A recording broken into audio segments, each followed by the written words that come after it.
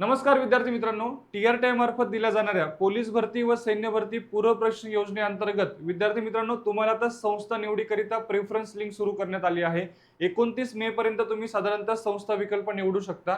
आता बऱ्याच विद्यार्थ्यांचे यामध्ये संस्था विकल्प निवडून झाले आणि त्या विद्यार्थ्यांच्या मनात पुढचे दोन अतिशय महत्त्वाचे प्रश्न आहेत, ते म्हणजे डीव्ही कुठे होणार आणि कोणती डॉक्युमेंट्स लागणार आहे या संबंधीचीच माहिती आपण या व्हिडिओच्या माध्यमातून बघणार आहोत। व्हिडिओ अतिशय महत्त्वाचा आहे, त्यामुळे शेवटपर्यंत नक्की बघा।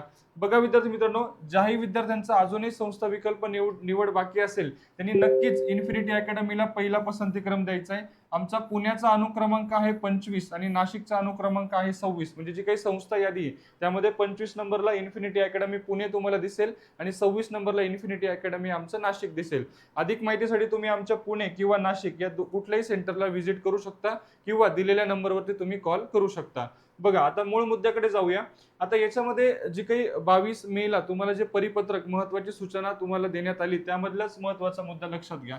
बघा, उमेदवाराने दिलेल्या प्राधान्यक्रमानुसार पोर्टलद्वारे प्रशिक्षण संस्था अंतिम झाल्यानंतर म्हणजे इन्स्टिट्यूट जी काही अलॉटमेंट आहे ती टीआरटीआय मार्फत तुम्हाला ईमेल, SMS किंवा संकेतस्थळावर अधिकृत सूचनेद्वारे कळवण्यात येईल। ओके, पहिली गोष्ट। त्याच्यानंतर उमेदवाराने अंतिम वाटप म्हणजे जी काही अलॉटमेंट झालेली प्रशिक्षण संस्था असेल त्या संस्थेकडे खाली नमूद केल्याप्रमाणे आवश्यक शैक्षणिक कागदपत्रे त्याची प्रत्येकी एक सुस्पष्ट झेरॉक्स प्रतीचा एक संच जमा करावा। म्हणजे पहिली गोष्ट तर तुमचा डीव्ही कुठे होणार आहे बघा, संस्थेकडे। म्हणजे तुम्हाला संस्थेकडे होण्याची शक्यता आहे, त्यामुळे तुम्हाला या ठिकाणी म्हटलंय की तुम्हाला जी अलॉटमेंट करून दिलेली प्रशिक्षण संस्था आहे त्या संस्थेकडे तुम्हाला ही सर्व कागदपत्र घेऊन जायची। त्यामध्ये पहिला महत्त्वाचा मुद्दा, तुम्हाला कास्ट सर्टिफिकेट लागणार आहे, त्यानंतर कास्ट व्हॅलिडिटी सर्टिफिकेट लागणार आहे। हे दोन अतिशय महत्त्वाचे डॉक्युमेंट लक्षात घ्या। त्यानंतर 10वी आणि 12वीचं गुणपत्रक आणि प्रमाणपत्र लागणार आहे। त्यानंतर वयाचा पुरावा म्हणून बघा, तुमचा जन्मदाखला असेल, 10वीचं प्रमाणपत्र, passport, driving licence, pan card यापैकी कोणतेही एक कागदपत्र असेल तरी चालणार आहे। त्याच्यानंतर आधार कार्ड कंपल्सरी आहे। महाराष्ट्र राज्याचा आदिवासी म्हणून तुम्हाला डोमिसाइल सर्टिफिकेट तुमच्याकडे असणं गरजेचं आहे। त्यानंतर आधार सीडिंग असलेलं तुमच्याकडे बँक तपशील असलेलं पासबुक लागेल किंवा कॅन्सल चेक लागेल। ओके, या दोघांपैकी एक लागेल। त्यानंतर सगळ्यात महत्त्वाचं बघा, तहसीलदार कार्यालयातून निर्गमित केलेला मागील 3 वर्षाचा एकत्रित म्हणजे 22-23, 23-24 किंवा 24-25 असा तुम्हाला उत्पन्नाचा दाखला लागणार आहे।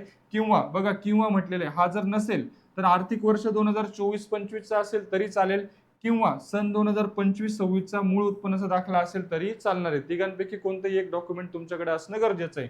त्यानंतर अनाथ असेल तर त्याबाबतचा तुम्हाला पुरावा म्हणून तुमचा दाखला लागेल आणि सगळ्यात महत्त्वाचं म्हणजे तुम्हाला passport size, recent passport size photo लागणार आहेत। ओके, तर अतिशय महत्त्वाची माहिती आपण या व्हिडिओच्या माध्यमातून बघितली। या आणि अशाच माहितीपूर्ण व्हिडिओसाठी चॅनलला नक्की फॉलो करा। व्हिडिओ आवडला असेल तर लाईक करून आपल्या जास्तीत जास्त मित्रांना नक्की शेअर करा। धन्यवाद।